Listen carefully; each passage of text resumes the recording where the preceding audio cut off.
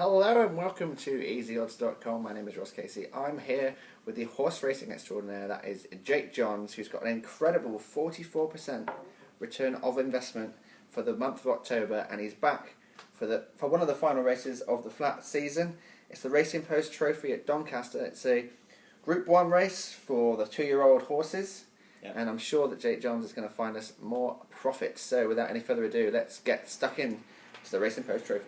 So, yeah, the final big flat race of the British season. Obviously, we've still got the Breeders' Cup to come over in the States. But over here, that's your lot, you flat lovers. It's been pretty good for me in terms of profit, though. Absolutely. So you'd think that I'd be wanting it to carry on for a little bit longer, but I'm not. Because the jump season is... You do love the jumps. Much better. Imagine if I just did terribly, absolutely awful for all the way through the jump season. I'd be, please crying back for the flat racing. When's the derby?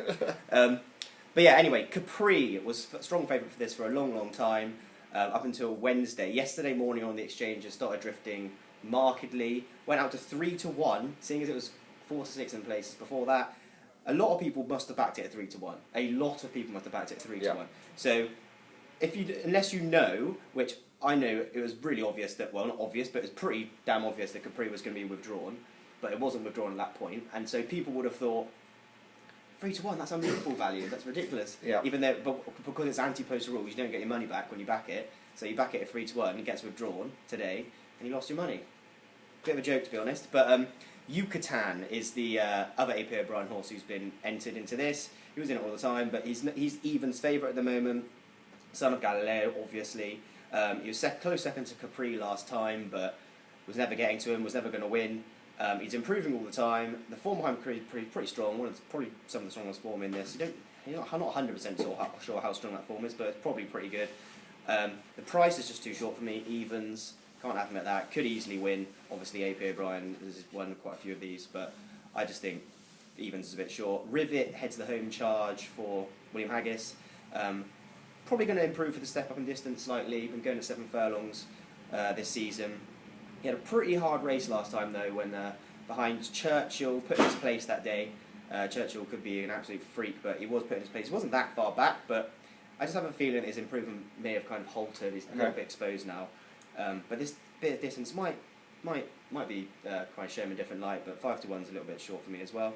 The one I actually like was 3.5 lengths second to him at York in a pretty hot maiden back in August, not that long ago. Contraco for the small but exciting yard of David Menuisier, French guy.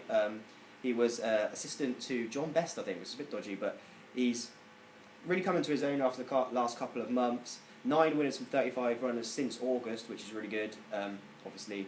And he's a really big price as well. You can get him at 16-1 at the moment.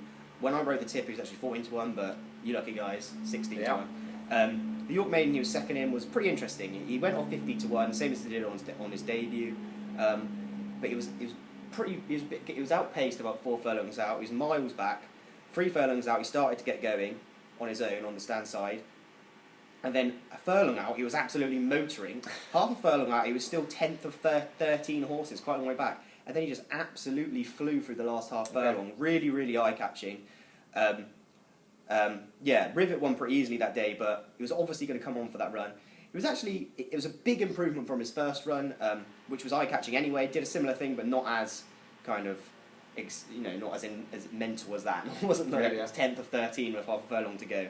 It was still eye-catching, and he was clearly going to come on for that run, his first run. Clearly going to come on for his second run. Still had a lot to learn.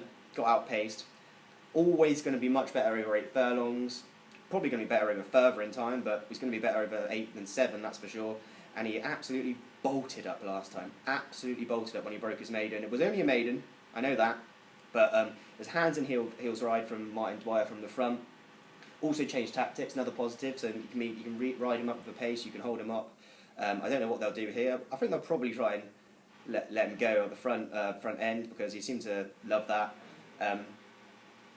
And he just never looked like he was going to get past. Really, really impressive. David Menuisier described the run as, without being cheeky to the others, I think this was just a nice piece of work today. And he wasn't like 1-4 or anything, he was 5-2, and it was just a stroll in the park, nothing. I think he's going to come on a lot for that. Apparently he has come on a lot. He's a massive improver. We don't know how good he is completely because he hasn't been showed in the best level, but he's a massive price as well, 16 to 1. He's coming up against some pretty useful AP O'Brien horses, William Haggis. It's going to be a real David versus Goliath situation. Yeah. Nice. But, yeah, like I said, he's going to want further in time, but a lot of the horses in this are going to want further in time. And this is quite good. It's a better trial for the Derby than the Guineas probably. And yeah, they're going to want most of them are going to want further. So, but now this is perfect. Contraco 14 to 1, no 16 to 1 each way in the Racing Post Trophy. So there you are. Those are the views and the 16 to 1 each way tip for the Racing Post Trophy at Doncaster on Saturday from our man Jake Johns. And don't forget that to get those best prices, to make sure that you get the 16 to 1, because he will be short elsewhere. Make sure that you use easyodds.com and our odds comparison service. So thanks very much for watching. We'll be back next week with another horse racing video from Jake Johns and some Premier League tips from myself, Ross Casey. Thanks so much for watching. Don't forget to subscribe, press that button. I've been Ross Casey and this is Jake Johns. Bye!